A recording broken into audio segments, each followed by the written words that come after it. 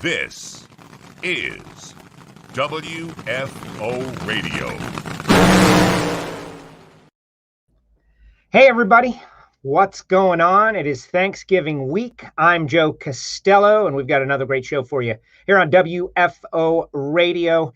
NHRA Nitro, Alan Reinhart getting geared up. We're here just moments from now, and we're going to dive in. And this is our final show of the week. We've got an ignition show in the archive, and we're heading off to Thanksgiving land to handle a whole bunch of great stuff. Hopefully you guys are all doing whatever you can do and whatever you deem to be the right thing here on Thanksgiving week. We're going to talk a little NHRA drag racing. It's going to be a little bit of a kind of a tough show, just a lot of converging news happening all about, but we'll get to that momentarily. Last week, great shows, had a couple of champions. Erica Enders was on.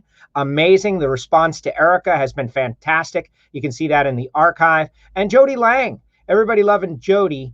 And that was great. Anytime we can give Stock Eliminator its due respect that it gets. Pretty amazing. We had a lot of listeners reach out, a lot of Stock Eliminator racers reach out, and I want to continue on that tip as we continue to grow and remind everybody that we go right into the off season, the winter break.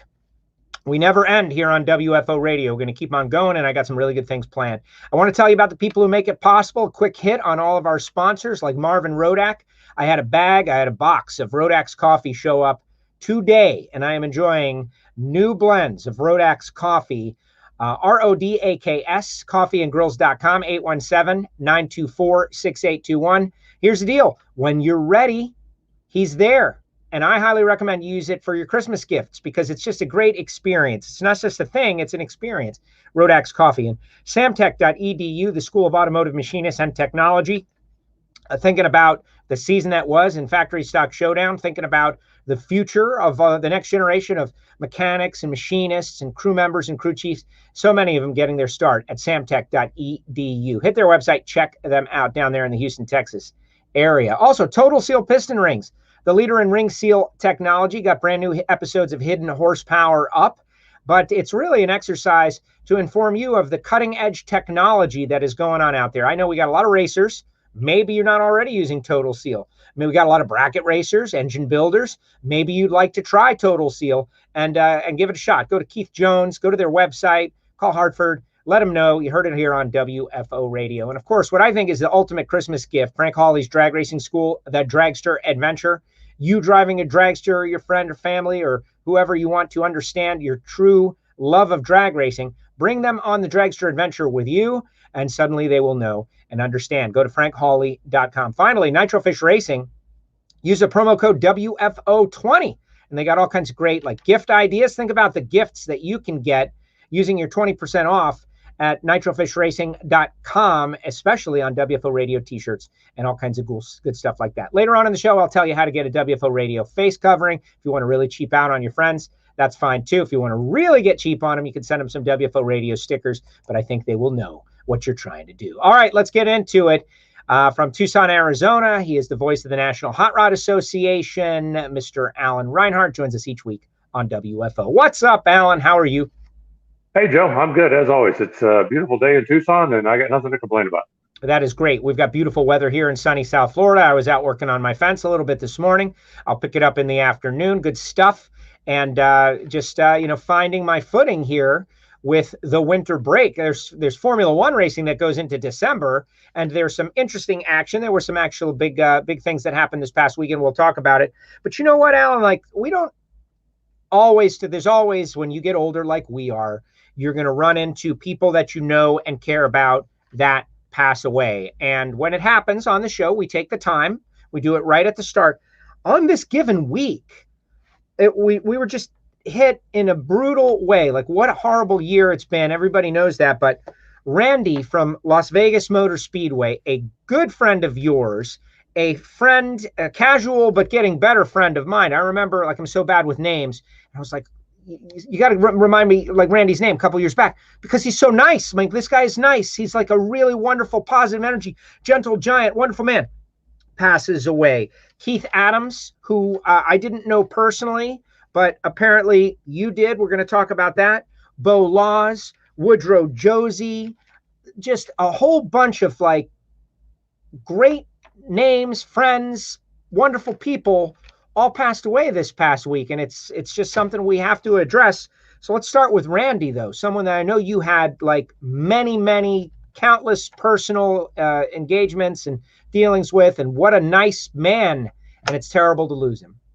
Yeah, Randy Clickner, who had been with Las Vegas for a number of years, he was also, I believe he was a paramedic. I couldn't swear to that. I know he was a medic. I know he was an ambulance driver, but, he was a big part of the Las Vegas fire and safety team for a number of years, ran the top end truck drag strip for a number of years for their normal events, and as well as testing, was a regular safety safari guy. As you know, the safety safari has different teams regionally that travel.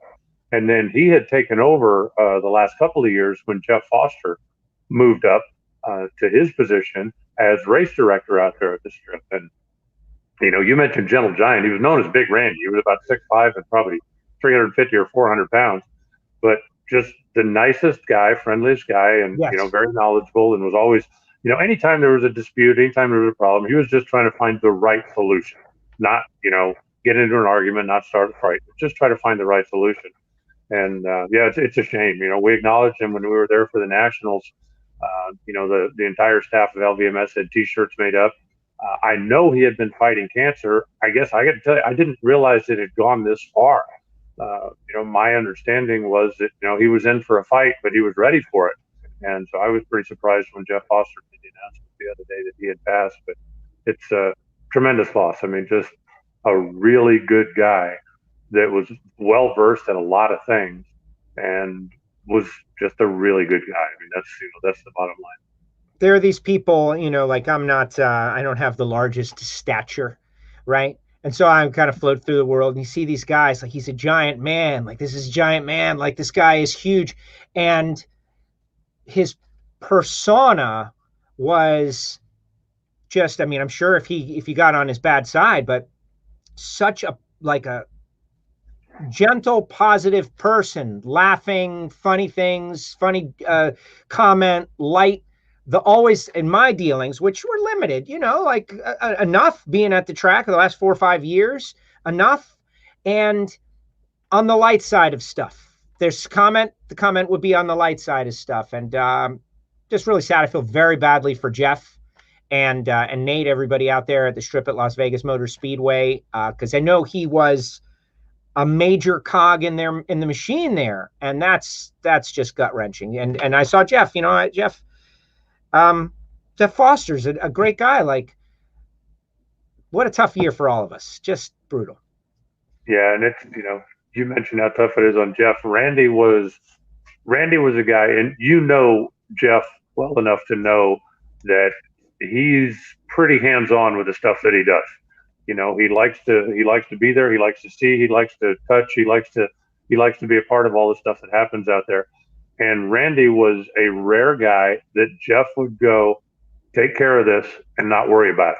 If you put him in charge of running, whether it was the Friday night, midnight drags, or whether it was a bracket thing, or that Jeff wouldn't have to worry about it, wouldn't have to check in, wouldn't have to. And again, I know Jeff, I love Jeff, but he's the kind of guy that just always wants to be sure, always wants to be hands-on. Yes. And Randy was a guy that he just trusted implicitly. If he said this needs to be done, Randy said okay, then that was it. And yeah, it's going to be a tremendous loss for the Speedway, but more just for his friends. As you said, he was always a positive guy. I don't know that I could give you an example of the time when he lost his temper. He was just a guy that always was looking for the solution to the problem, not looking to escalate the problem, whatever the problem might be. And so that's a difficult quality to find these days. Yes. Well, yes, it is. Exactly. We need more people like that, not less. And just very sad. All right. So here's an experience that I had that it's just, I'm having it now, so Keith Adams, I understand, Keith very well. Like Keith. Yeah. So Daryl Gwynn calls me the other day, and Daryl's like, "Hey Joe, Bo Law's passed," and we started to talk about Bo, and he mentioned Keith. He's like, "What a terrible week it has been." And you knew Keith. I didn't know Keith, but as I'm doing research, apparently I did know Keith because Keith reached out to me on Facebook as a friend request, and I hadn't responded yet. And I'm like going through that experience for the first time. Like, oh my gosh, I'm responding to someone that I should have responded to, and now they're deceased. and obviously beloved in the NHRA community. I know background with Bernstein and Alan Johnson. How did you know Keith? Well, Keith was on Kenny Bernstein's team back when they made the first 300-mile-an-hour run. He was an integral part of that team, hands-on with that, and then he moved on from there, went to work with Lane and Alan Johnson, worked on the Winston team for a number of years, worked with Bruce Sarver when he was driving for AJ. The last few years, he had kind of moved on and gotten to the point where he would do a little consulting here and there. I don't know if you remember when Mike Gunderson kind of stuck his toes in the top fuel water. Yes. The guy that helped him there. He and Larry McBride were big buddies. So Keith, spent some time with Larry helping him get that deal sorted out. But he was just, a guy that had been around a long time, had a lot of knowledge, and, and a good guy, not a high profile guy, not a name that everybody at home is going to know. But if you were in the sport, then you knew him, you respected him. And, he and I spent a little bit of time together after the accident in 1996. It took Blaine Johnson's life. He and I drove the truck from Indy back home to California. So we spent, whatever it was there, 40 hours in a cab, so only stopping for coffee on the way home. And, I knew him the entire time that he worked for Alan. We got to be not best friends, but, we had a very good, friendly relationship. He followed me on Twitter and still kind of kept in touch, over the last few years. And, hadn't seen him at the racetrack in a while, but it's just, a tragedy. I know that he had some health issues. I understand his dad put something on Facebook that he had been having some liver problems and some other stuff that he was dealing with. But it's just a shame, when you get to be, as you get older, it's going to happen more and more. When you're a kid, and when I say kid, I mean like up to, I don't know, 25 or 30 probably. Sure. Unless there's an accident, unless there's something, then you don't lose friends. But, when you start getting late 40s, 50s, 60s, then, more of this stuff starts popping up, and it's just, it never gets easy. As often as it happens, it never gets easy when you go, geez, the last time I saw that guy, or, I've been meaning to call that guy, or like, with a friend request, I should have responded. And so I think it's just, a signal to, reach out. We've all got a few days off for Thanksgiving. I'm going to spend a lot of time on my phone, just kind of touching base with people, I think, just to touch base. That's it. Yeah, well, exactly. And, I saw Spider-Man McBride had an amazing run, I guess, at South Jordan Motorsports Park, and dedicated it to Keith, and talking with Daryl about it. It's just, and I feel bad. I'm scrolling through my friend requests, and I'm fortunate that I get a lot of friend requests, but I don't know everyone, and I try to figure out who they are, and I don't always do it.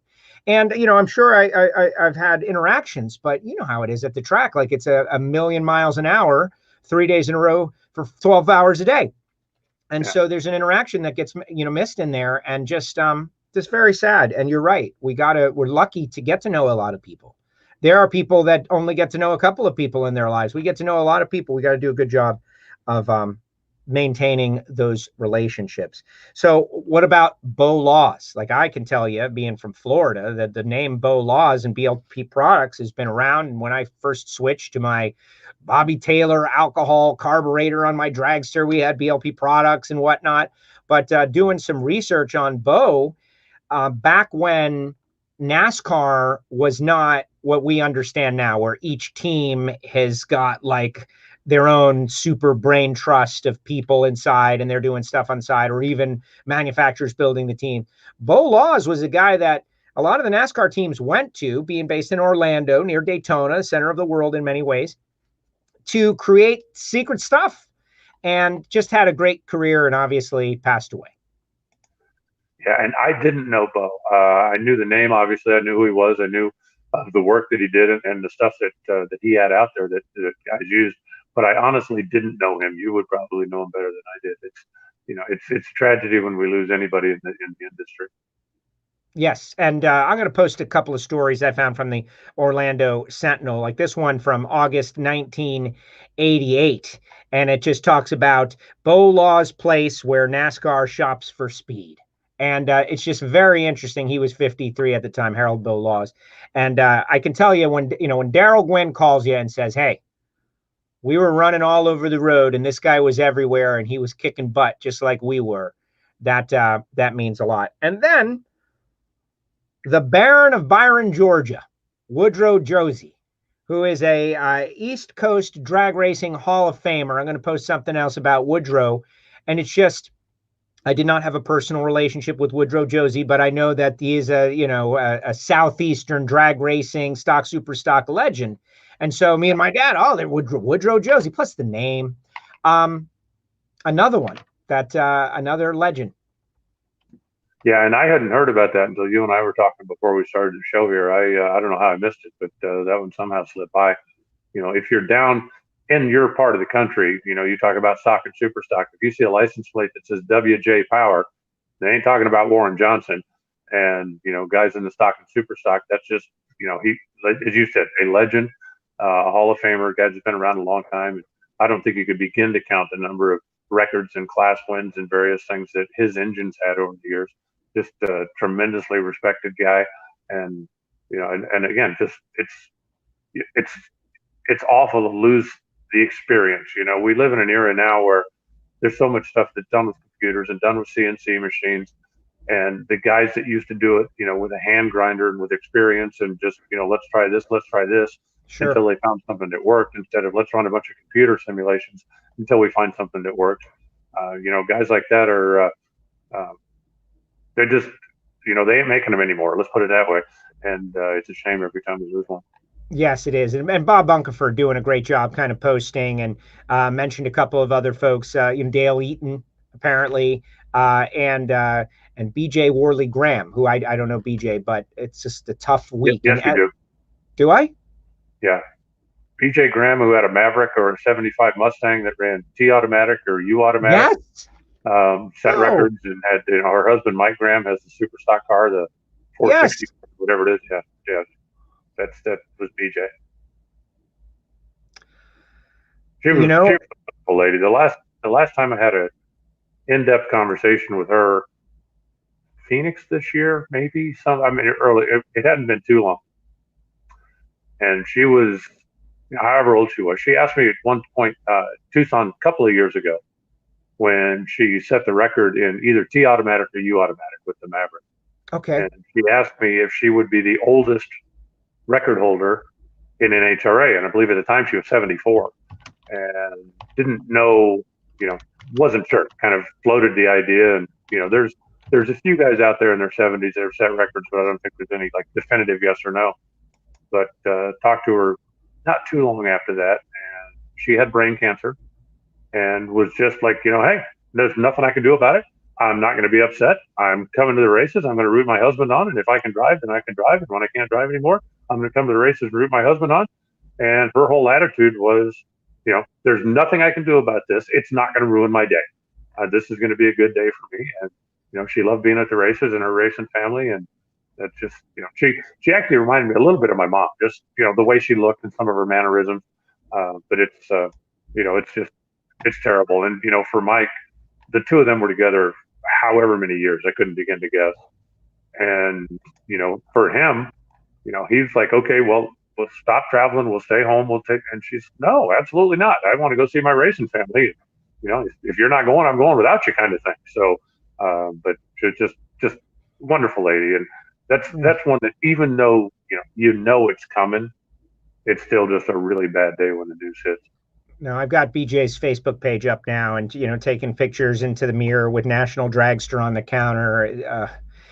It's how do you want to say it though? Are we lucky? We're lucky. We're all lucky to have this network. It's not everybody gets to have this, and it's just tough on times like this and these clusters of tough moments. So I feel like these are all the ones that I know about. So maybe there are others, but I just wanted to pay a little tribute here at the start of WFO Radio, and I'm glad you could fill in some information, and I could fill in some information, and obviously to the extended racing community and people on WFO who listen to this show, use your time wisely. This is what is Alan? Alan says some good stuff sometimes, but I don't always quote Alan because some of it's really good. But there's one that I've adopted, and the answer is this is it. Nobody's getting out of here alive. That's it. And that's it. Nobody is. This is you're lucky to go as long as you can, and then you get that fate, and we'll all be at some point dealing with that. So I'm a big believer that on your deathbed, you don't regret the things you do. You regret the things you didn't do. And that's why, if there's an opportunity to do something, there's an opportunity to learn something, then I want to try to do it. And, I'm very fortunate that, the life that I lead in the world I live in, I get a lot of opportunities. I get to meet a lot of people. That means that, you have more personal loss, I guess. If my circle of friends was 12 people, then, well, there's only 12 people I could ever lose. It would be painful. But I would rather have a circle of friends of 5,000 people, knowing that along the way, there's going to be some more bad days. But, getting to know those people and getting to do that. I said, BJ, she literally, like, hey, I've got brain cancer. Nothing I can do about it. I'm not going to let it ruin my day. I feel good today. I'm going to have a good day today. And that was her attitude. And, I think, what's the old story, wag more and growl less or something like that. I'm trying to adapt that a little bit. Well, exactly. And I think that's part of wisdom and aging and appreciating and all of those things. Like, yeah, wag more, growl less. It's not going to knock nobody's getting out of here alive off the top, though, of most quoted Alan Reinhart quote. But it's definitely a good one. Let's see. Dugenay says, prayers up for those who have lost someone. It's a rough year. I think we have all been affected in some way. Very sad, very appreciative of you both. Thank you for being awesome, says Dugenay. Thank you very much, Dugenay. So, all right, so now we'll transition. We always get the tough stuff out of the way first and talk a little drag racing. Like, I know there was an event at South Georgia Motorsports Park, and this is where I motorcycle race, and Matt Smith ran 200 mile per hour, but I'm under the impression that that's where Spider-Man McBride went 265 miles per hour. And I know he watches sometimes. I don't expect he is right now, but 265 miles per hour on a motorcycle, Alan. Yeah, he's cheating. Yeah, exactly. Matt Smith with 200. Oh, let's get a billboard. Please. Let me tell you something. Call me back when Matt Smith doesn't go 200. Yeah. The next time he goes to an event, if he goes to Denver, he's probably going to go 200 the way he's running right now with his team. But no, McBride is certainly head and shoulders above everybody in the category. There are not a whole lot of guys that are out there doing what he's doing right now. But, he's made a lot of friends in the industry. Keith Adams being, I think, a perfect example. There's a lot of guys that have a lot of nitro experience that when he reaches out, they understand that he's a knowledgeable guy and he's serious. And, for a guy who does top fuel stuff, for a guy who does injected nitro stuff, for a guy who does anything, it's kind of an interesting new challenge. And so there's a lot of people that have, offered him a little guidance and a little advice over the years. And, Larry's, you're sure he's not watching? No, I'm not sure. Oh, well then. For he hasn't commented, but it's very possible he's watching. Like, let's see if that was this weekend. They're probably, trying to get home. I was going to say Larry's a smart guy, but I'm not going to say that if he's watching. Oh, okay.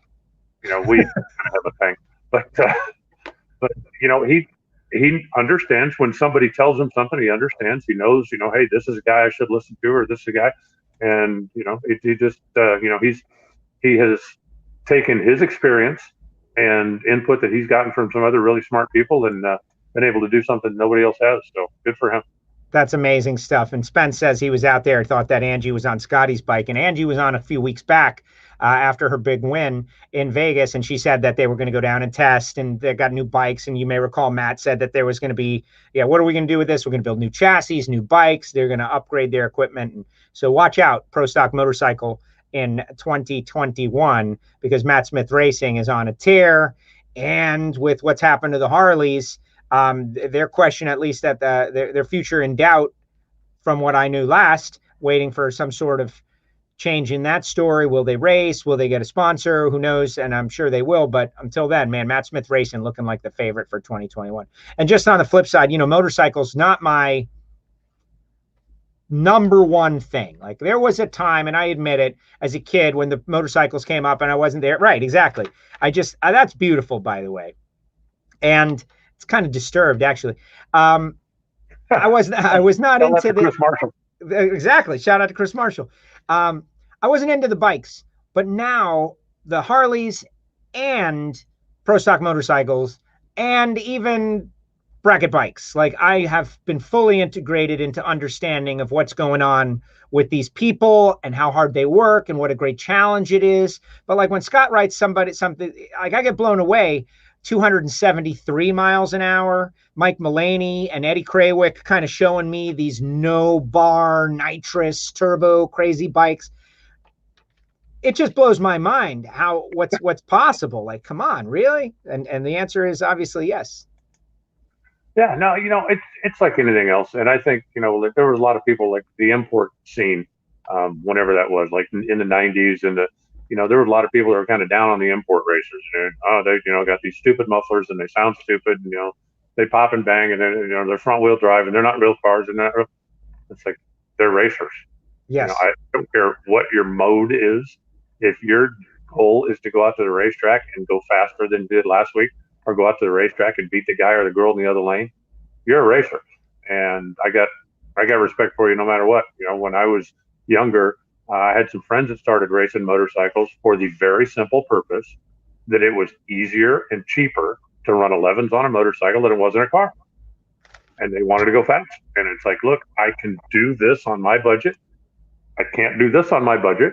So they went motorcycle racing, and I wasn't going to disown them or tell them that they weren't serious racers, because they just chose the easiest, cheapest way that they could figure out how to go fast.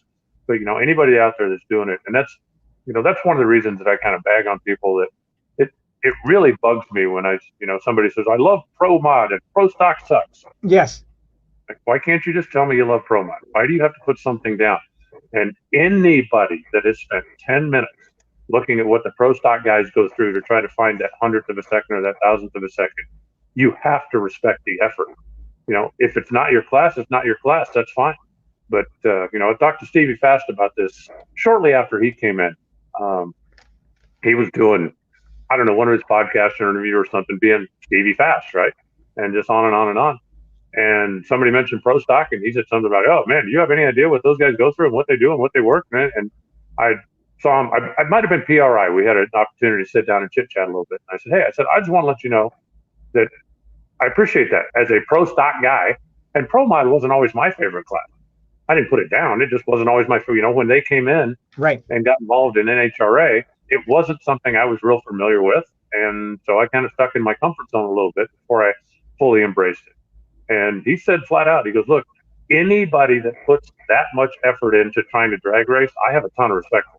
I don't care what the class is. He goes, look how hard they work, look at the money they spend, look at what they do. He said, you have to respect that. If it's not my class, that doesn't make any difference. I'm not putting them down. Look at all the money they spend and all the effort they spend to try to go faster.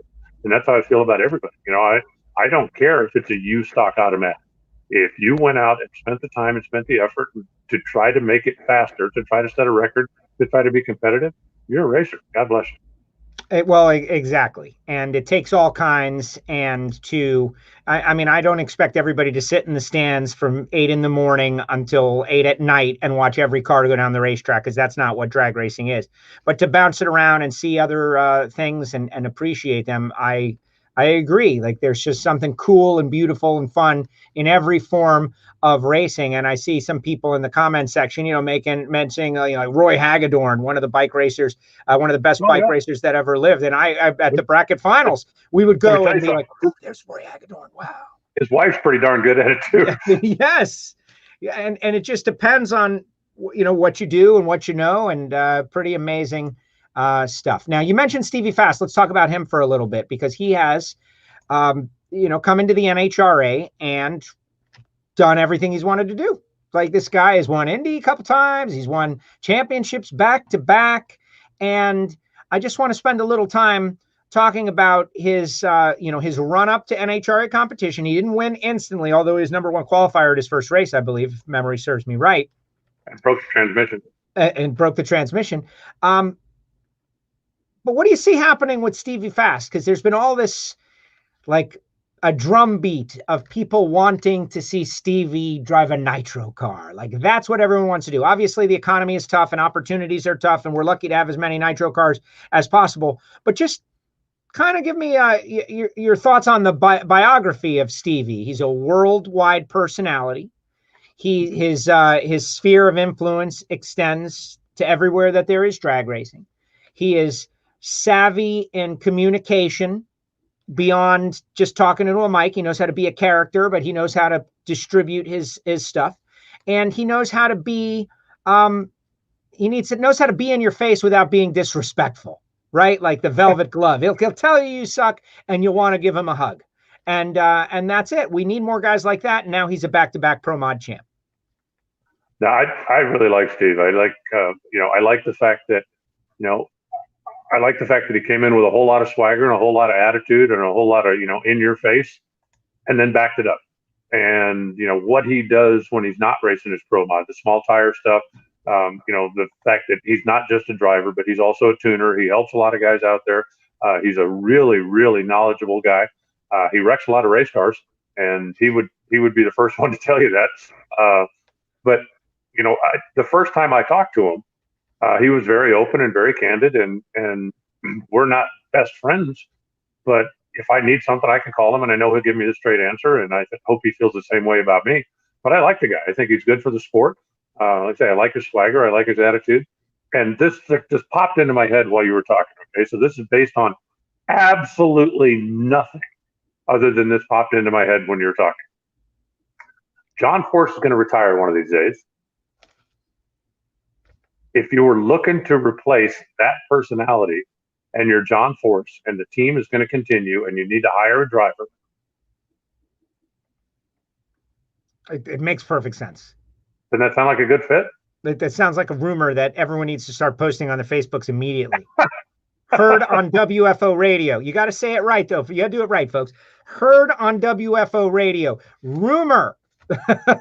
Stevie Fast. It's not even a rumor. It's just like I said, it just popped into my head. But I mean, I just think that would be a great fit. Because, obviously John can't do this forever. Father Time is going to catch up with everybody. Sure. And, and he will be a tremendous personality that's going to be very difficult to replace. Stevie, I think, would be good with that. But I just think, you look at what Steve Jackson has done. He doesn't come from a rich family. He doesn't come from a racing family. It's not like, his dad built him his first race car and then he got, followed in the footsteps. And, he started, racing Wednesday nights and then grudge racing for $50 or $100 and then putting that back into the car and building the program until he got where he is today. And he ain't done yet. So that just popped into my head. I just figured that would be like the perfect fit. It really would. I think about John all the time because we experienced a year without John Force this year and without John Force racing. And it was racing continues. That's the thing. Quotes that I remember from my friends who have wisdom. We got one from Alan and here's one from Brian, right? Wally Parks passed away and drag racing continued. And there is this sport, as long as there are people who like to go fast and work hard and spend money and race, there's going to be a sport. And so what's it going to look like when John is no longer out there racing? Well, we got a little taste this year. I'm hoping that we hear from John real soon and he's going to be announcing plans for 2021 and everything's going to be great. And we know what he did this year. But like you said, eventually, is it 2 years? Is it 5 years? Whatever it is, eventually that burning hot sun that is John Force may go into a different role to keep the team as competitive as possible. And what personality, like who do you put in that? You don't put a wallflower in there, that's for sure. And you don't put someone who's just a good character without the ability to back it up. You got to find someone that can do both. Like John, he talked and he walked. He talked smack or was just this crazy character because John never really told you he was going to put it on you. He was just a madman. And then he put it on you. And Stevie, very similar deal. He'll tell you he's going to smash you and then buy you a beer afterwards and go cash the check. I love it. Let's monitor that story here on WFO. Yeah, we started it. We might as well monitor it. That makes sense. Exactly. We started it. And they say Scott mentioned Stevie, Clay, Scotty Cannon. They're on Competition Plus Power Hour. Thank you, Scott, very much. Bobby Bennett is really ramping up with this Power Hour. Alan Reinhart, Bobby Bennett, doing it good. So if you go down that road, is Dave in Jason's car? Says Joel. Dave Connolly in Jason's car? I don't know. That's an interesting deal. I don't think so, and that's based on nothing other than, I think from Dave Conley's standpoint, I think he's really enjoying the tuning side of it, the intellectual side of it, the mechanical side of it. And I really think that he looks at his driving as, been there, done that. He never won a championship, but he won Indy a couple of times. He won a lot of races. He won. And I really think that he enjoys the challenge of tuning, maybe even more than he did driving. I do think the car will be fielded. If they put Dave in it, I'm certainly not going to fall over in shock. But my gut reaction is that would not happen. That's an interesting story to follow, though, because that is a premier ride. And I know, Kid Chaos, Kyle Koretsky, with that final round at the end of the year. I think that it's a business after all. And with the backing that Kid Chaos has, the fact that he's shown talent, the fact that there's this youth movement going on, that will be interesting. But I've always been a big supporter of Dave Connolly. I just think the guy is, he's a legend. He's got incredible talent at all levels, whatever he's done, bracket raced, whatever he's done. He's had raw talent and been able to turn on the win lights. He's got that win light switch. I'd like to see him run for points in 1 year and try to get a championship and get an opportunity.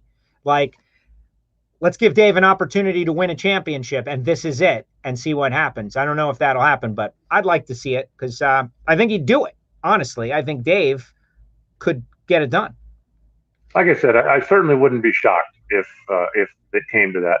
But I do know a couple of times when he was working with the Gray family, whether it was Shane or whether it was Tanner, that they would bring out an extra car. They wanted to do some testing. And I kind of got the feeling from him then that it's like, hey, Dave, you get to drive this week. He's like, yeah, okay, whatever. It was just like, it almost seemed like that was something that he had to do, not something that he had a burning desire for. Like I say, I think that, he has proven to everybody that he can do it. He's won plenty of races. The fact that he doesn't have a championship, I don't think that's a black mark on his record at all. And when you look at all the other stuff that he's driven and everything that he's done, everything that he's won in, his ability is unquestioned. But I think you find longevity as a tuner a whole lot longer than you find longevity as a hired driver in NHRA. Yes, exactly. And, I'm thinking about the champ. I'm thinking about Erica and the interview we had with Erica last week. And I'm thinking about Erica has now won 2 in a row and 4 championships. And like injecting Dave in a KB car to go toe to toe against Erica for a championship. Like, would that be entertaining, Alan, to watch? Oh, yeah, absolutely. Absolutely. I think it would.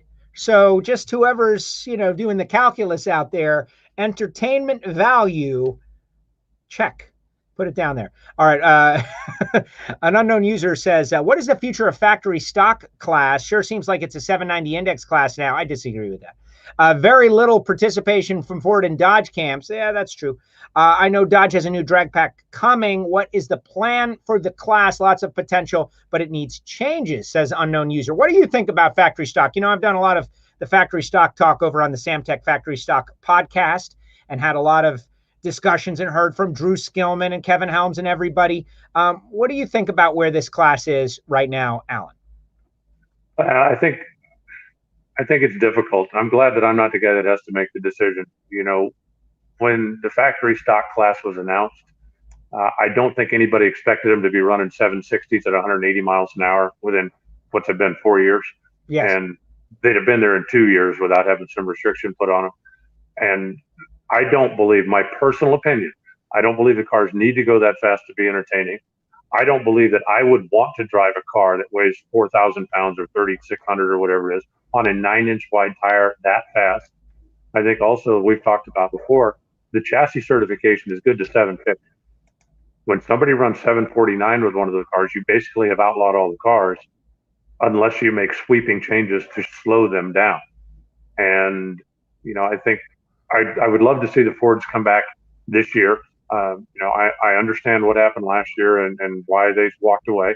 I'm hoping that, a year later, some of those nerves maybe have been calmed down a little bit, and that they'll come back, because it certainly is a better class when all of the different manufacturers are involved. But I still think that it has a very relatable calling card with the fans in the stands, that they look out there and see a Mustang or see a Challenger or see a Camaro, and it looks like the car that they see on the street or that they drive on the street. So, I don't know. I guess that's the answer, what the future of the class is, and, the longevity of the class.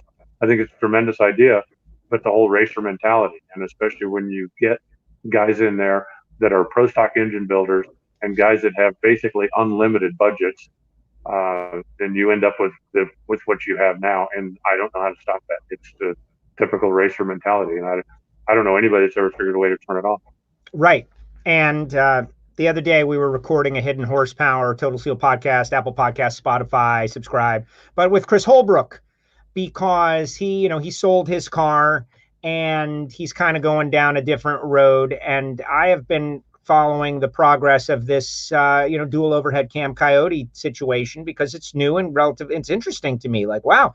And they're still, I don't want to say just now scratching the surface, because that's an overstatement, but there's still a lot more potential to be unlocked with those cars.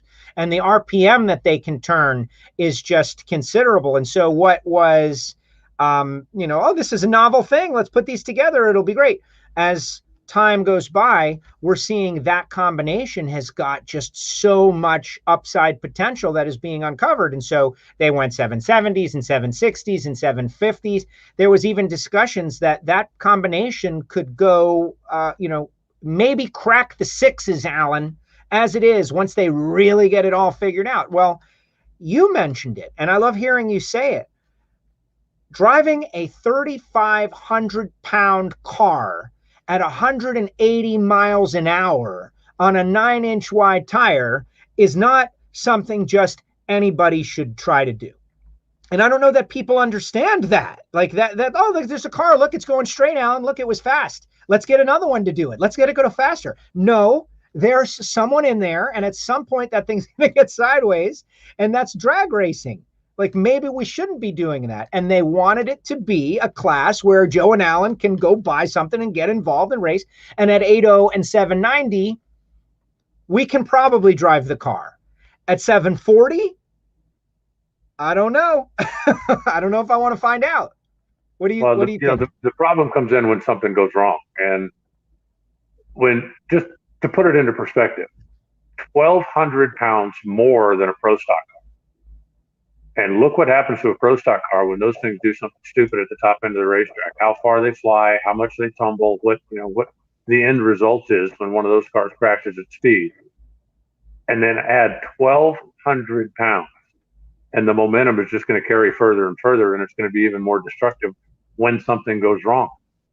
That's why the chassis are only certified to go to a certain milestone or a certain landmark and then stop, because you realize once you get faster, you've got exponentially bigger problems to deal with when something goes wrong. As long as a funny car does everything right, you could drive one of those things in shorts and flip flops. Right, everything's fine. Sure. All you need, lap belt. You probably need a shoulder harness for when the parachutes come out, but you don't even need a helmet to drive one of those when everything goes right. But when something goes wrong, you've got to be prepared for that. That's what everything is that's in the car. But you've got to understand, there hasn't yet been that massive top-end crash with a factory showdown car. But if you keep racing them long enough, at some point there's going to be. And there have been enough things that have happened over the years to similar cars or cars in the past that were, similar weight, similar speed, similar performance. That's where all these regulations come from. That a car that's this heavy can only go this fast, or a car that doesn't have this safety can only go this fast. Because when something happens, you need to make sure all of that safety stuff is in place. I have heard over the years, and I guarantee you have as well, racer after racer after racer complain about, I got to buy a new fire suit. I got to buy new belts. I got to put, they don't like my roll bar. I got to put a thing here. I got to fix this. Till the end of time. Have you ever heard somebody get out of a crashed car and go, boy, it sure sucked that I updated all my equipment last week? Everybody I know that has needed the safety equipment has been grateful. I think, and I'm going to use Reinhart just as an example. He crashed a super gas car at Phoenix a year ago. Yeah. And got beat up. He survived the thing, going to be fine, but got beat up pretty good in the thing. And when he got out of the car, when I talked to him a couple of weeks afterwards, just touching base, how you doing it?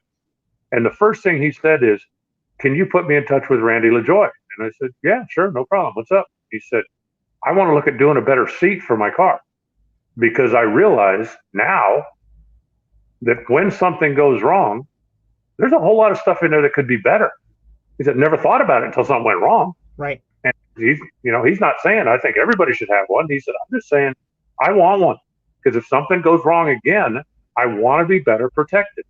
And that's why the rules are in place, because over the years, people have found out, and whether it's the driver, whether it's the sanctioning body, whether it's SFI, whether it's whoever, that look, this needs to be addressed, because someday something bad is going to happen, and we need to be prepared for it. And like I said, I've never seen anybody crawl out of a funny car fire and go, I can't believe they've made me wear this big old bulky suit. Because at that point, you're damn glad that the rules are in place, and you're damn glad that they made you get all that safety equipment, put it on, just in case you were going to need it. Yeah, absolutely. And I think about I was working on my own car, pulled it out, warmed it up, went through the whole, systems check, put it up on the jack. And I think about that all the time. Like, man, this thing is great when everything's going straight. But if I'm on my head in here, what am I going to hit? What are my arms going to hit? What are they going to smash into? Right? All of these things. And yeah, there's a limit, like arm restraints. You don't need arm restraints if you have an enclosed cockpit door car, but man, my arms will be flying all around. And so it's worthwhile to think about that. And I go back to Reinhart. Anytime, right? Dave. Yeah, hold on, guys. Sorry, Dave just came in, and if I don't acknowledge him, then he yells at me later. No, that's not. Tell Dave we said hi. The WFO universe said hello to Dave. He's gone now, so. Oh, okay. Look, Spider-Man McBride is out there now. Now you can say what you were going to say about him. Never liked the guy. Never liked him. He says he had the WFO sticker on the bike when he went 567 at 265.95. Way to go, Larry. Way to go. Right. Congratulations on the milestone, Spider-Man. That's pretty cool. That is amazing. You don't have to bother listening to the early part of the show. I mean, we barely mentioned it, so you don't need to go back. We did talk about Keith. We did talk about how you dedicated the run to Keith, but Alan didn't say anything about you personally, as far as you know. As far as you know.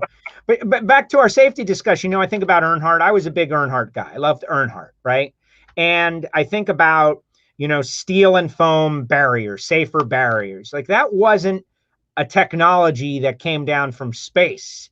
It was just kind of a lack of imagination and will and creativity. I look at the cockpits of our top fuel cars now, and the foam that takes up the space between the roll cage and the helmet. Like, before, it was this giant air gap, and the foam that they're using now, I don't think that's some sort of technological breakthrough. I think it's certainly modern and all, but it was just it was thought and creativity. Like, hey, what happened with Eric? What happened? Oh, this happened. Oh, well, we should prevent that from happening. And I just think it's always important, even the average racer, to look at his car and think about, like, what would happen if I was upside down? What could happen in this situation? And back to factory stock, you're going 185 mile per hour in a 3,500 pound car with a driver who has got the funds, but maybe not the experience.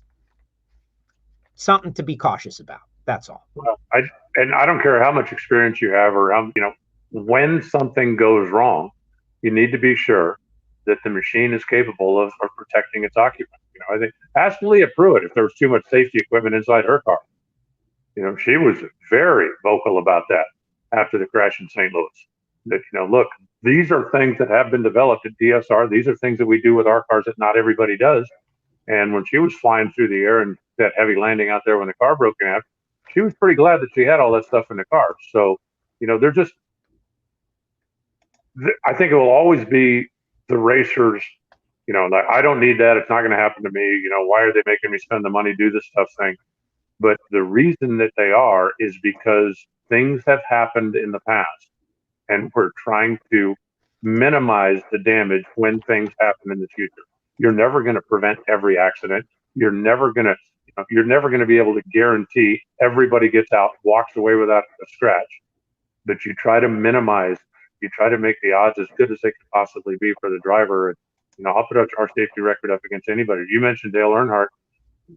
He was not a guy, and I love the guy. I'm not bad-mouthing him. No, obviously. He was not a guy that felt like we need to do everything we can for the safety of these cars, right? I mean, wasn't he the guy that dipped some rags in kerosene and wrapped them around your ankles? Because, that was his feeling was, look, be a man and get in that thing and drive that thing and don't worry about it. whether you might get hurt or whether you need more safety equipment or whether you, and and because of what happened to him, there were a lot of changes that came down to minimize the chance of that happening again. And it's just a shame that sometimes those are the limits that have to be exceeded before somebody realizes that there's more we can do. Well, and I think that the mentality, like, I don't want to call it, like, there's a time and a place for like bravado, and to get in those cars back in the day when everybody knew they were much, much less safe, like maybe that bravado had to amp up your courage and get to the point where you could just bowl right through it at the same time. But Reinhart called the Hans device, a noose.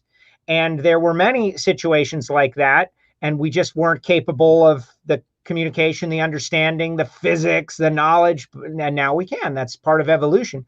We should just know what we don't know and learn from those mistakes in the past. And hopefully we'll avoid them. You mentioned Leah, like, perfect example. Dale Earnhardt, if I'm not mistaken, 2001, is that right? Yes. Okay. The next time, anybody that's out there, the next time you're at the NASCAR Hall of Fame, the next time you're at Hendrick Motorsports, you're at Richard Childress Racing, you're at any of the big shops and you're checking, looking through the museum, find a car from that era, right? 2000, 2005, somewhere. Find a car from that era. Take a look inside it and tell me what you think would have happened to Ryan Newman if he'd have been in that car. Exactly. No, it's not even. It's not learn, even. Yeah. You learn and you grow and you adjust and you try to minimize going forward. And I don't know how many fans know this, but there's a major crash, okay, like Leah's, for instance. As soon as she is out of the car, what happens to the car? It goes to the tech barn and it gets descended on by the tech inspectors, by the rule makers, by the car builders. Is there something we can do better? What worked? What didn't work? Is there something here? Maybe there's something that DSR is doing that's not a rule that now needs to be, because we saw this trial by fire, and you know what? Everybody needs to do this. It's going to save somebody someday. Maybe there's something that, like, we could shore this up a little bit. The next time this happens, I guarantee you, everybody at DSR was wanting to know why the capsule lid came open. You can watch the footage when the thing bounces, the capsule bounces up. It came unlatched. And I guarantee you, they have fixed that. Whatever it was, whatever simulation you do, whatever you test you do, there's no way we could ever knock this thing open. They went back and went, okay, what do we have to do to make it better? You learn from situations like that.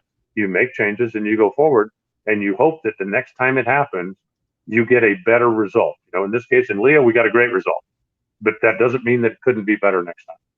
I sent the link to Spider-Man McBride. It's in your Facebook Messenger. If you want to try to jump on the show from wherever you are, you're welcome to. He says, great show. The guy just went 265 miles per hour on a motorcycle. He's welcome to. I remember being I got somebody at the door, Joe. I got to go. Spider-Man's coming. Do you guys have is it a blood feud? Is it a rivalry or is it a blood feud? I was going to ask you, Al, and I figured. It's a good-natured, I don't want to use the word feud, but it's kind of an inside joke. But it's all moderately good-natured.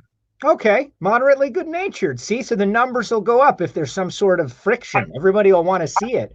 But I think when I first put it this way: if I was going to shoot him with a phaser, I'd turn it down one notch. It wouldn't be stun. It would be damage, but not permanent, not death.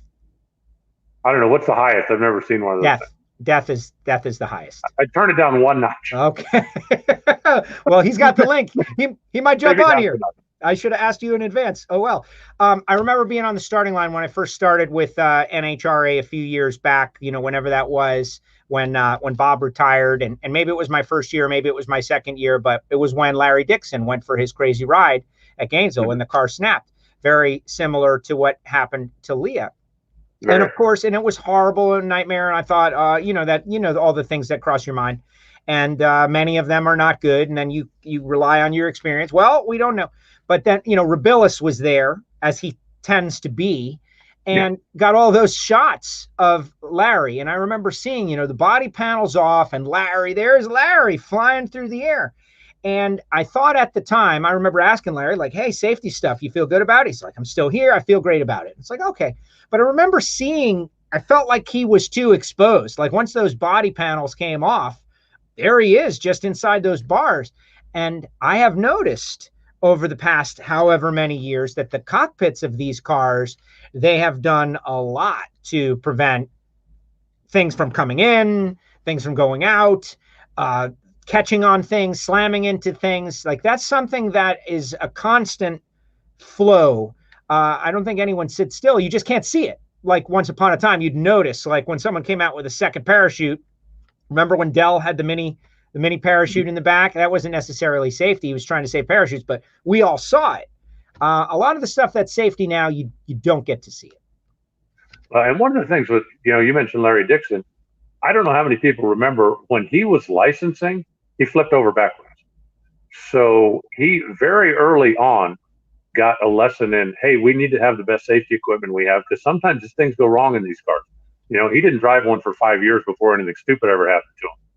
And one of the other things that Larry does, Larry wears a very special helmet. It's like a Formula One type, ridiculously expensive helmet.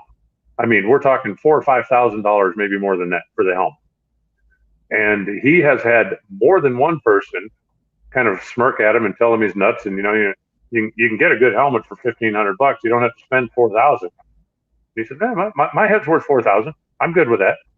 And when he did have that flyaway, when the thing came down and the way it landed, the way it hit the wall, I don't want to be exaggerated. If I'm not mistaken, 52 G's or 54 G's or something, and he didn't even have a headache. And he said, even the neurologist and the guys, how do you not have a concussion? He's like, I have a $5,000 helmet. And he is a very big believer in the safety stuff and in the things that are on the car to take care of him when something goes wrong. Not everybody feels that way, and that's fine. But there's a reason that the rules are in place, because like I said, believe me, there are people out there that get in a funny car in shorts and a flip-flop, not wearing a helmet, if there wasn't a rule that said you had to. Yes. And, if you've ever been to, an outlaw track, and I'm not slamming them. I mean, God bless anybody that goes racing. But, there are some outlaw, unsanctioned, uninsured, bring what you got, have at it, where they'll have 7-second dragsters out there, and, guys are wearing jeans and a T-shirt. They'll put a helmet on, but they're wearing jeans and a T-shirt. And because it's, it'll never happen to me, I don't need it attitude. And, that's why there are rules in place, because if they weren't, there would be people that figured, I don't need to do anything, I'm not doing anything. And that isn't that our great challenge. And, as an NHRA, people, that's the mission. Wasn't that the mission? Like, people will do whatever. Garlitz said to me a few years back that the sport born out of the people who came back from World War II, these dudes were dodging bullets. They had seen the most horrific things that you can imagine. So going out and having fun in a race car, and if something bad happens, yeah, it's terrible and all, but it's not what we just experienced. We just experienced mass tragedy. And the NHRA, the motto was let's do it, but let's do some things to be as safe as is possible. And I just think that can be carried on to not just racing, but when I wear the face covering into some place like Walmart the other night, when I had to do a return and I'm in there with my serious face covering, it's for the same reason. I could be in there and leave it to chance. Probably not going to happen, but for me, it was worth doing the extra stuff. All right, let's move on a little bit. First of all, Spence with a good comment. He says, if I'm on the starting line and I see Rabilis at the top end with his camera pointed at me, I'm shutting off.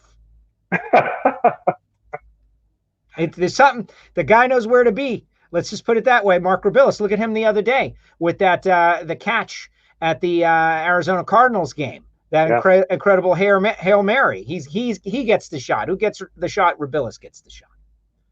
All right, here's one more. Top Fuel 173 says, do you see any new classes that could be introduced to NHRA national events? Do you see any new classes? Right now, no. Going forward, who knows? But right now, everybody's trying to get back in business. We need to get back on the racetrack. We need to get the race teams back in business. We need to get everything kind of going again. I don't see any major changes coming up in probably at least the next 2 or 3 years. If we get to the point where the pandemic is behind us and we can start going back to where we were 2 years ago, then there's probably some things that could be looked at. But as of right now, I don't see anything changing in the short term. Is there a class? I think about that, and first of all, everybody knows I'm an NHRA guy. Like, I've been going to the Gator National since I was 7 years old, and so to me, NHRA drag racing defines what drag racing is as far as categories go. And there have been some exceptions. I opened my horizons thinking about top dragster and top sportsman and pro mod and these different things that have come in. Is there a category you'd like to see? Like, I can tell you, I am getting interested in what this radial versus the world thing is, but that's impossible because their track prep situation is too different than ours. It's just not possible. Oh, forget about that. It's time for the blood feud. There it is. Blood feud. Joe and Alan, I'm going to get rid of it. Larry McBride, Alan Reinhart, time for the blood. I don't know what I'm going to do with you, Alan. Why don't you tell them what you did to me, Larry? Let's start there. Well, I don't know if that should be public or not. I said, I don't know if you heard, but I said, he asked how serious his feud was. And I said, well, if I was going to shoot Larry with a taser, I would turn it down one notch. Well, I would rather. I'm not going to turn it down to tickle. I would rather use the whole amount. Man, I'm telling you, it's a great show that we're doing. Congratulations on that run. Holy smokes. Thank you, Alan. I appreciate it. We've been working real hard, but during this pandemic, that was our first race all year. So it was great, but it looks like I'm going to get to run some with y'all next year. So that'll be great. That'd be awesome. I look forward to that. How much, you said your first race all year. I remember, was it Alan Johnson? Might've been Alan. Somebody told me 15 years ago, 20 years ago, 50, I don't know. He said, all of the real racing takes place at the shop. The only reason we go to the racetrack is to prove that we've been working. Is that kind of the case with this run? Well, that's exactly what it was. We didn't have nothing else to do during this pandemic except work on the bike and watch WFO radio, man. It's been great. I'm back. Is everybody okay? Is it all settled? Yeah, well, Alan just don't like riding around with wet seats. That's all. That was a great time. That was back in the Winston days. I mean, we had and I'm not going to say there was any alcohol or anything like that involved. They might have been a little bit. Okay. All right. So what'd you do to him? You got to lay it out for us. I've heard his version of the story already, Larry. You got to tell us your version. Well, Larry, if there wasn't any alcohol involved, how come the ice chest was empty? Well, I can tell you one thing. Well, what had happened, Big John, that used to be on Team Winston, somehow Alan pushed me in a ice chest. Do you remember that part? Nope. Yes, that's how you ended up with water, the whole cooler of ice in your front seat. I'm standing there, and they had opened the ice cooler. Alan pushes me. I fall in the ice cooler. So Alan leaves. He goes somewhere. Well, his car was sitting right there. So we take the remainder of the empty ice cooler, which was about half full of ice and water, and we poured in Alan's front seat of his car. Little did we know that he had to drive that car for another week. But it was a great deal to do because he had 1 year to pay me back, but he let me slide. So now I don't have to look behind my back no more. The beauty of the 1 year, Joe, was that I would just come up and be leaning around the corner of his trailer, and he would go to figure out what was coming where. I spent a whole year with him walking on eggshells, and that was my payback. It certainly was worth it to me. And I'm not sure that the whole thing is behind us yet. I think it's just calmed down a little bit. It's calmed down. If we can come back, maybe we can have some fun. But you can't get me back on the same thing because you only had a year to do it. No, we can start over again. I don't care. I'll push you another ice chest. We'll start from scratch. Boy, that was cold too. I'm gonna tell you, Columbus. I think that was in Columbus, if I remember correctly. It was Columbus, yeah. So it was. Yeah, because that was Sunday night after the race, and the next day I had to drive to Detroit. I don't know if you're aware of this or not, Joe, but when you take like a 60-gallon ice chest that's half full of ice water, pour it in the front seat, cloth seat of a rental car, it's not going to be dry the next day. No. Wow. Or the day after. He got to ride around for a long time, and it was a great feeling to be able to do that. I mean, hey, how, now you'll never forget me. See, that's the main thing about it. That's it. It's paying dividends right now. Years later, we're still laughing about it. Oh, it was great. Actually, I remember. I don't remember what the number was. I don't remember if it was 220 or 230 or 2 whatever it was. But and Larry, maybe you'll remember this. You made the run. You came down to the top end of the racetrack. You came around the corner, and I walked over, and you're sitting on the bike, and you said, "What did it run? What did it run?" And I said, "Just let me hold this handlebar for a second." I reached down and held the handlebar, and then I told him, I don't remember. It was a milestone. It was 230. It was 2, and as soon as I said, 230, he jumped up, did 4 backflips, but I just wanted to make sure somebody was holding on the bike before I told him. Oh, absolutely. I remember. Yes, I do. Matter of fact, if I ain't mistaken, Alan, I think you're the one that told me that I went 599. That might be it. That might be it. I think that's the one. Yeah. And I went 599 at 243. At 243. You're the one that told me that.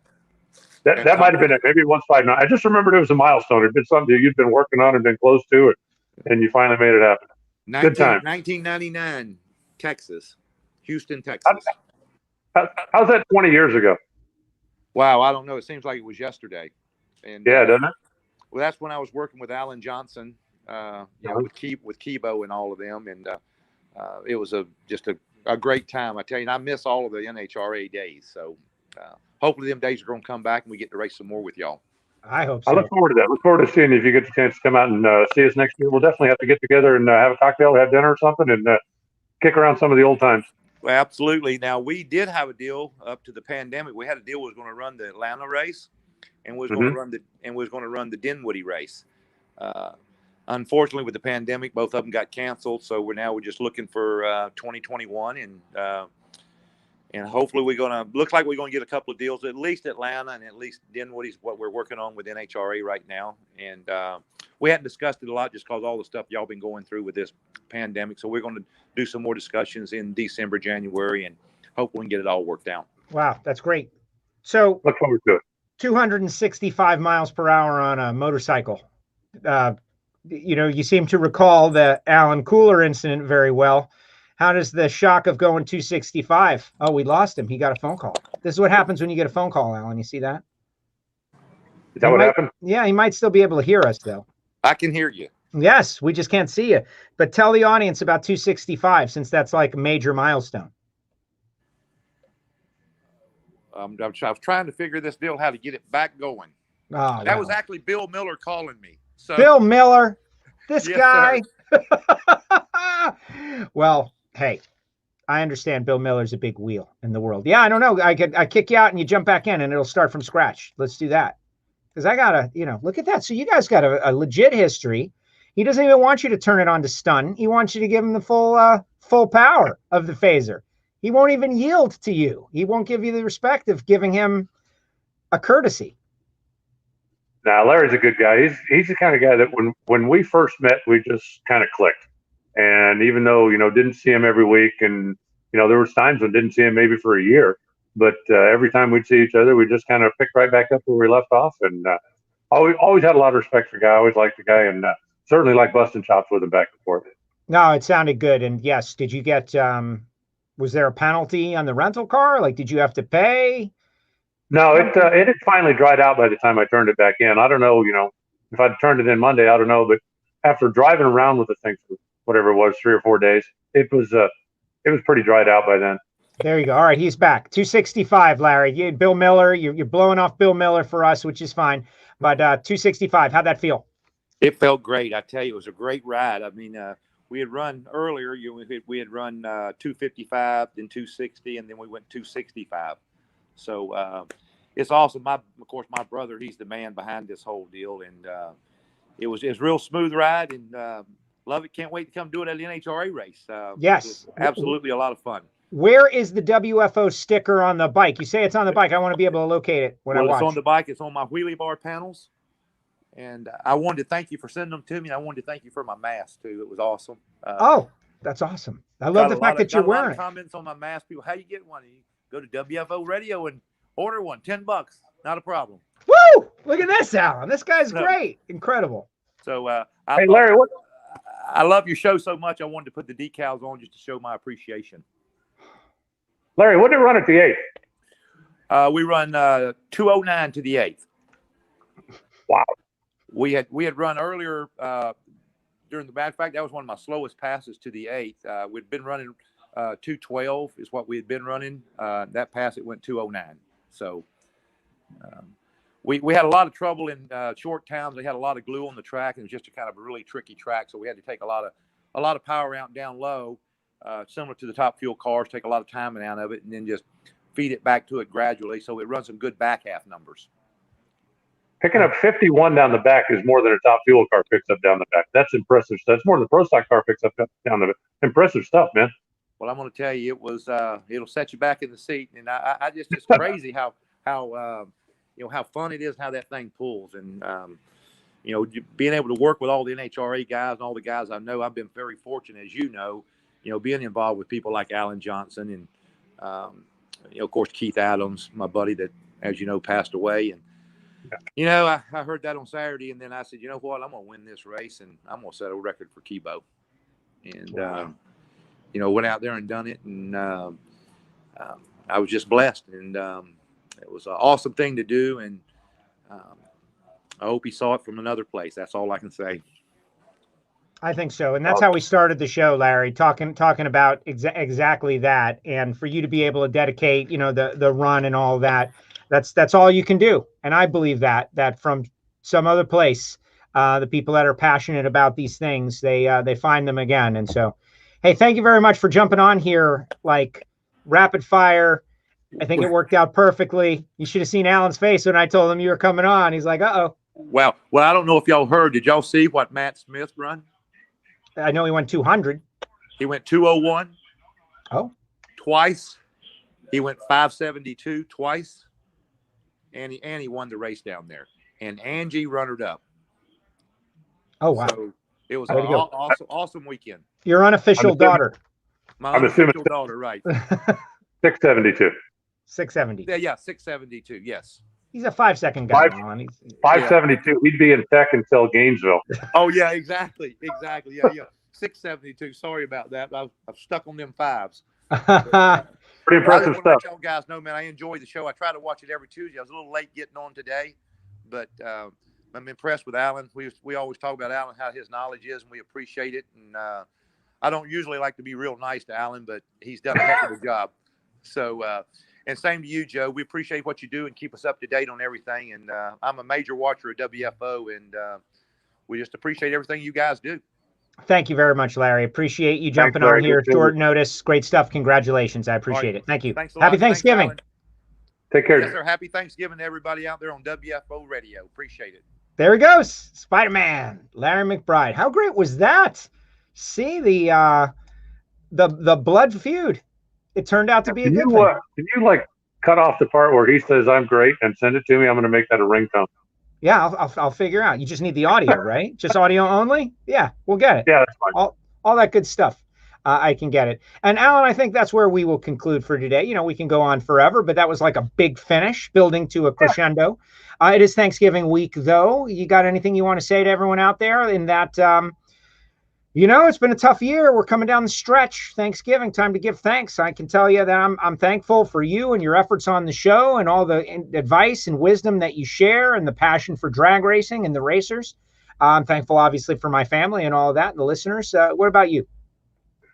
Well, I posted something on Twitter yesterday that said, with all the stuff that's going on this year, being the beginning of Thanksgiving week, I'm going to start just focusing on the things that I am thankful for.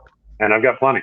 And I think most people do. It's certainly been a tough year, and it's pretty easy to get drugged down by some of the negative stuff that's happening and all of the things that are going on. But there's still a lot of good out there, and I'm gonna focus on that. I'm grateful that right now I'm healthy, and I'm grateful to I've got a good support system here. I don't have close blood family, but I do have a lot of very good friends, and I have my racing family, and I'm pretty happy in the grand scheme of things. So I'm going to try to focus on the good stuff, and hopefully some of the rest of the stuff will fade away. Absolutely. And that's it. And we just, one foot in front of the other. You keep going forward. You're going to get some good news. You're going to get some bad news. Some good stuff's going to happen. Some bad stuff's going to happen. And hopefully in the end, like, you get a little more good than you get bad. And that's it. Alan, great job. Thank you very much. That was very fun. All right, Joe. Good talking to you again. I hope you have a great Thanksgiving week, and I look forward to talking to you next week. I will. We'll get back on track. All right, Alan, thank you very much. Have a great day. See ya. There he goes. Alan Reinhart, voice of the National Hot Rod Association, with us here on WFO Radio. How about that, WFO Universe? Spider-Man McBride coming on the show. 265 miles per hour. And there's a WFO Radio sticker on there. I can't wait to go back and check out all the videos. You know, I wake up and the folks at Cycle Drag do a great job covering Larry. And now I'm going to go back and watch that video like 500 more times. Really stuff. All right, get your comments in the comments section. Time to load the comment section as we get ready for our final up and out of the week. As in, the Ignition Show is in the archive. We had a Patreon extravaganza. All of our patrons, the people who support the show, part of our VIP listener club, were invited to participate on the Ignition Show, which was really fun. And we had a couple people take us up on it. Others were shy, but had a great time. That was a lot of fun. Just kind of loose here on Thanksgiving week. And this will be the final show of the week. Is everybody, we got champions to talk to and everything, but everybody is getting ready for Thanksgiving. We're going to let them go into that process. And then when we get back, it'll be official winter break. We'll delve into more championships. We got to connect with everybody out there. Speaking of Matt Smith, champion. But to have Spider-Man McBride jump on here, tell the story of how he put a cooler in Alan's car and Alan drove around wet pants for a week. Like, that's all great. Amazing stuff. To have him say that, he loves and listens to the show, I couldn't have dreamed of that kind of thing because he's a real racer, hardcore racer to find entertainment. I know there are many others that watch and listen to the show and are entertained by it. Sometimes we're trying to be funny, but most of the time, like today, serious talk about safety. It's brought to you by people, sponsors. We're always reaching out, trying to create new marketing partnerships. We've always got people that are interested, people coming on. But these are the people right now who are genuinely making it possible. Total Seal Piston Rings, the leader in ring seal technology. Matt Hartford, Keith Jones, Lake Speed, those guys stepped up onto WFO. We are creating a special podcast for them, Hidden Horsepower. I told you about Chris Holbrook. He's going to be a future episode. We've got a couple that are coming out that are just going to be groundbreaking and amazing. If you're interested in the engine building trade, simple as that. If you're an engine builder or bracket racer or don't care about anything other than max horsepower, TotalSeal.com is where you want to go. Frank Hawley's Drag Racing School, Frank and Lana, longtime supporters.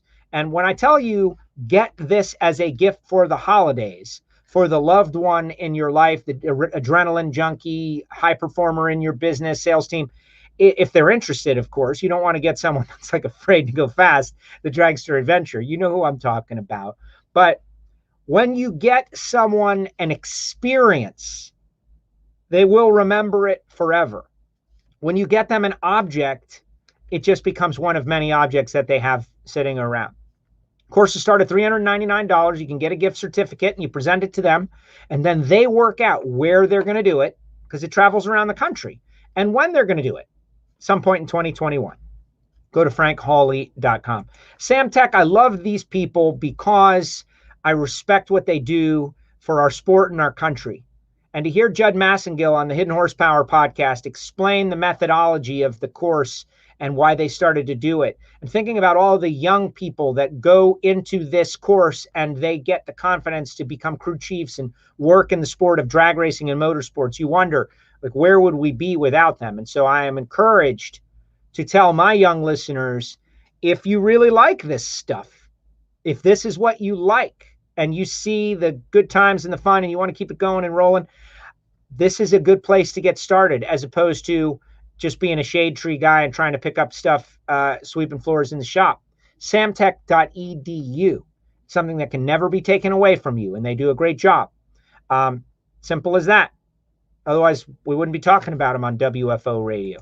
And like things like Marvin Rodak and Rodak's Coffee. You know, when the coffee showed up the other day to my house, I got excited because I knew the experience I was going to be having for the next 2 months with this coffee. Anybody that you really love for the holidays, you get them a bag of coffee, a bottle of hot sauce, and some spice rub. This is not the vacuum packed stuff you get at the grocery store. This is next level stuff. And that person will know that you love and appreciate them. Rodak's Coffee. And also it's super easy. 817-924-6821. Call Marvin. He's sitting there right now. He's going to answer the phone. 817-924-6821. He's going to say, Rodak's. You say, hey, Marvin, I just heard Joe talking about you. I want to order some coffee for some people. And you can make it happen, simple as that. Folks at Nitrofish, Randy Lynn, Bo Butner have expressed such great interest in helping out WFO radio over the years. And these face coverings, which you can get for just $10 on our website, $10, WFOradio.com, and get some stickers. Be like McBride, be like Spider-Man, and wear your WFO radio face covering. How about that endorsement? How long is it going to take me to pull that and play it over a bunch of times again and again and again? But Randy Lynn just did this to support WFO radio, and they're giving us a promo code so that all of you that want to get Nitrofish racing gear for Christmas, you can use the promo code WFO20, 20% off. Like, it's an amazing thing that they've done. They've been so helpful, and I appreciate them. These are our sponsors. WFOradio.com, you get yourself a face covering and a couple of stickers, and I'll load you up with some other stuff that I've got. But then you're in the universe. And also, you can find out how to get some free WFO radio stickers at our website. All right, you got your... one more thing. I want to tie a couple things together before I get to your final comments, everybody. And thank you so much. I like to see the people that hang out to this very end when I pitch and hawk everything we've got. Like, obviously, the Patreon show, WFO Radio, on patreon.com. You can become part of the listener club. They get unique content. But you may remember Jeff, and we were talking about this tree for Dominic Lagana. And we were going to auction it, and we were going to do something to raise money. And Jeff made this with his own hands, something that he does for charity. And he's really big out there trying to, do the right thing and be helpful. So what happened was the story evolved. And now Dominic is home. And I don't know how many of you follow Dom, but you definitely follow our WFO Radio social media and our pages and everything, WFO Radio on Facebook. Dom is now home. And that is an amazing story. And I texted a little with Dom, and I texted a little with Bobby. And, the emotion of knowing that someone that you thought they were going to be gone is not gone. They are here. And we continue to fly that Nitro Ninja up there. And Dom has said that when the dust settles, he's going to come back on the show. And I think that's when we're going to take the Ninja down, is when Dom comes back on the show to put it all together. But regarding the tree, given the circumstance, we have decided, and Jeff has decided, Jeff is the guy who'd made this tree, and Jeff is a listener, and he reached out, and he's the guy who wants to get his pro stock license, etc. I cleared it with him on behalf of the WFO universe, on behalf of all of us together, WFO. We're gonna send it to Dominic, and he's gonna have this.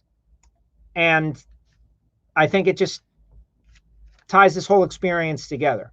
And so thank you, Jeff, and thank you, WFO universe, and just one of the stories of 2020. One of the stories. All right, let's get to the final comments. Let's see what everybody's got to say about this. Larry McBride jumps on the show. And that's what I love about this format. I know when we switched to the live stream, it threw some people for a loop a little bit. But to be able to fire it off to Spider-Man and have him come on and bust Alan's chops. Let's see.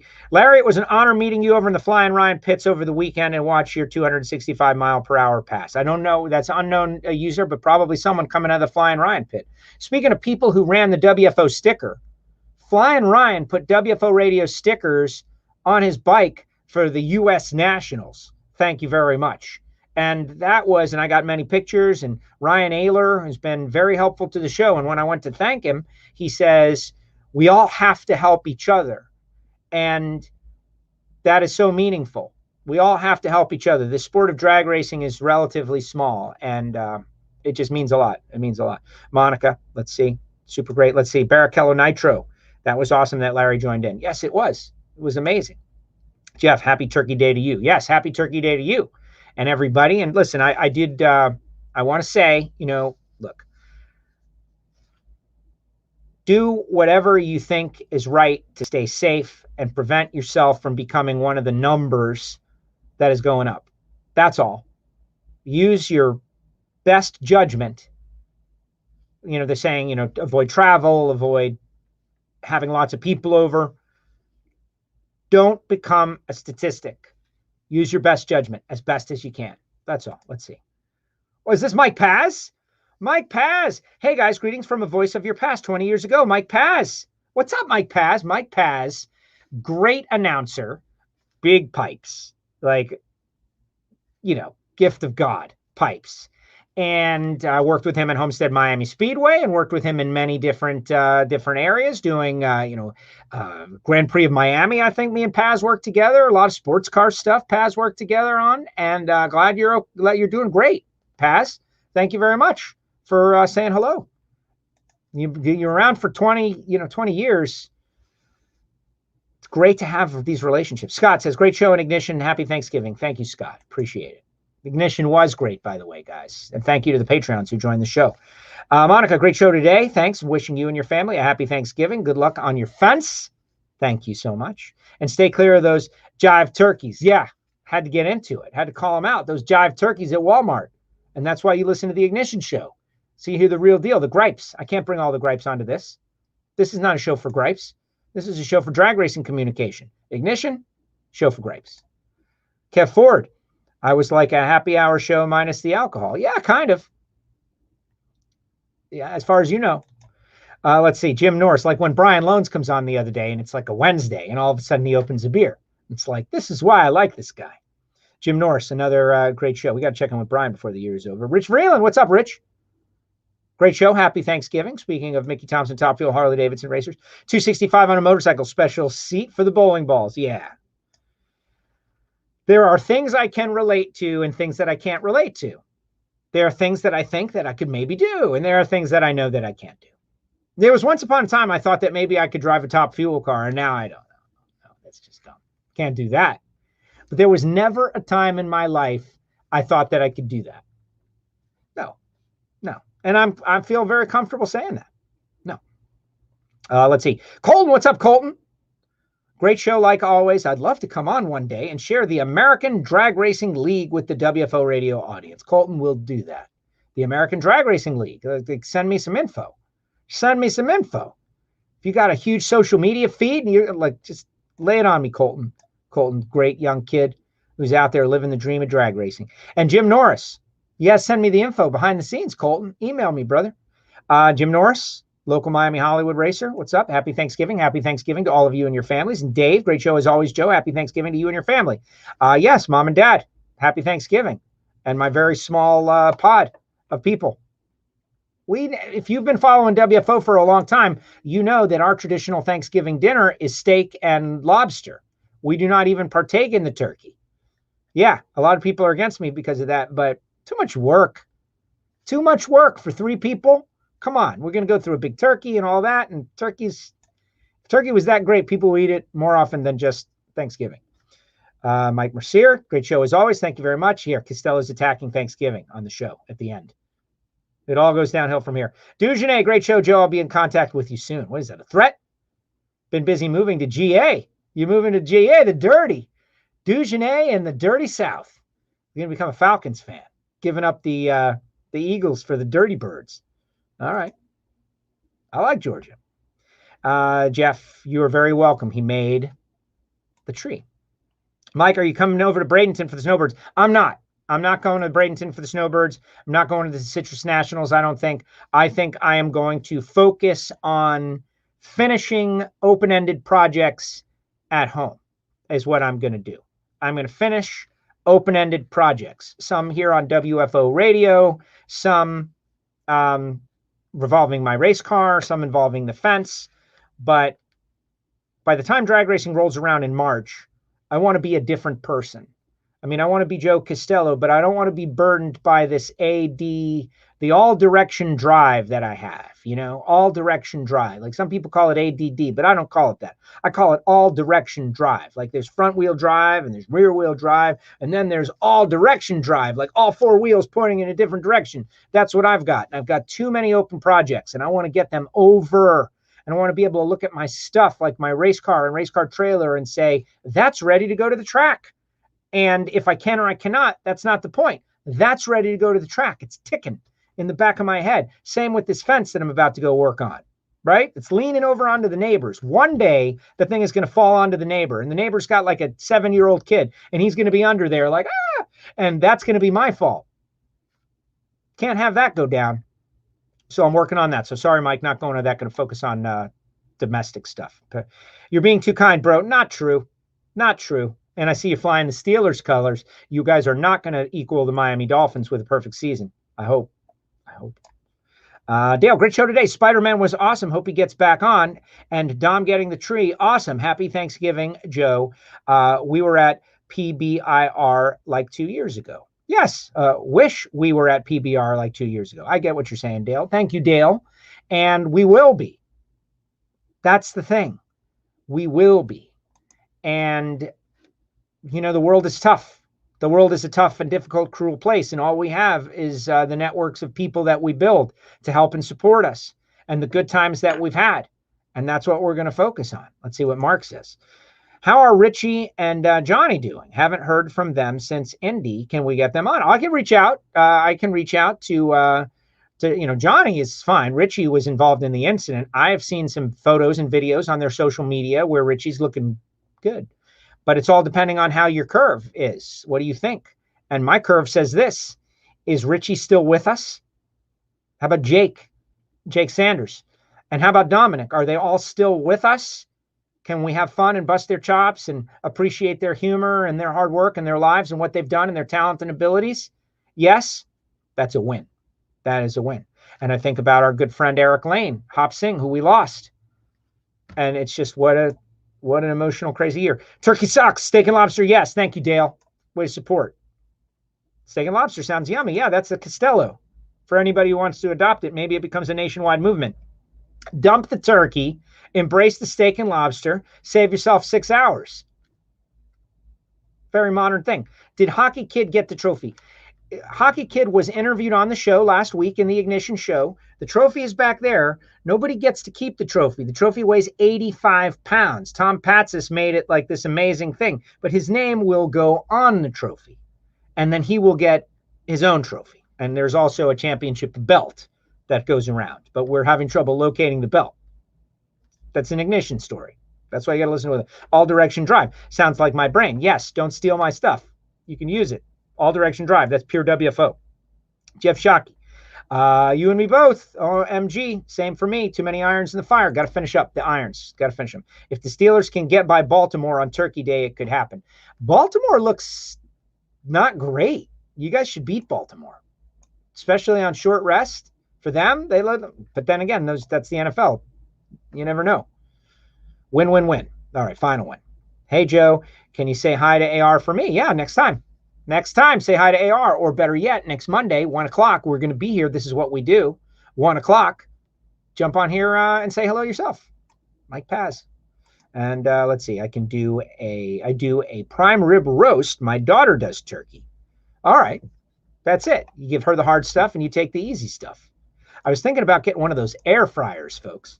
What do you think of that? Also, JFR, I'd like to hear from John about what's to come in 2021. Yes, we have a standing invite to John Force, and John has expressed to me, like Alan says it all the time on the show, that there's never a circumstance where I want to become the person that annoys. I will check in from time to time, and that's why people accept my calls, is because I check in from time to time. But I'm definitely not going to over pressure John Force. And what's even worse, let me tell you about this one. Let me break this down. What's way worse is when you invite someone on the show just before they're ready to break some sort of big news. Just before. they're ready to break some sort of big news. And then you miss the news, and then the news happens. So I'm actually thinking that a John Force early January kind of thing might be the right way to go about it. Just saying. Just saying. So we'll see. Just a couple of notes, things to remember for the holidays. It's not cool being a jive turkey so close to Thanksgiving, folks.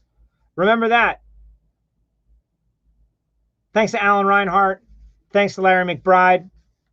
Happy Thanksgiving. Everybody get ready for Black Friday. Remember the WFOradio.com Black Friday sale. The Black Friday sale is in full effect.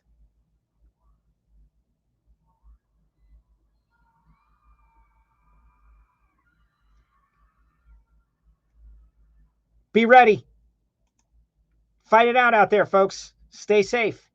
Now, you can get a WFO Radio mask and some WFO Radio stickers, shipping included, for just $10 right there at WFOradio.com. Spider-Man does it. It's Tuesday, just this time. Let's see. Mark says yes in January, works for Force, and Melissa Coleman out there. What's up, Melissa? How about that? We get through a whole show and didn't really dive in on the whole Cruiser Pedregon, John Collins, entire team discussion. We'll leave that for next time because we're going to reach out, get the Cruiser on the show. But big deal, big story, and smart for those guys. Because Cruise, I think, they're on the comeback trail. All right, everybody. Oh, look at this. I got my Santa Core. Love it. Yeah, Santa Core is great. Big thanks to them guys. SantaCoreUSA.com. Any other ones? What about Cruise? Crew Chief Switch? Was going to mention that? Yeah. Thanks goodness for Melissa Coleman. I think it's great for Cruise, great for the team, great for everyone. Very excited, but obviously I want to see TJ get a ride too. Very tough time of year, silly season. Happy Thanksgiving, everybody. WFO.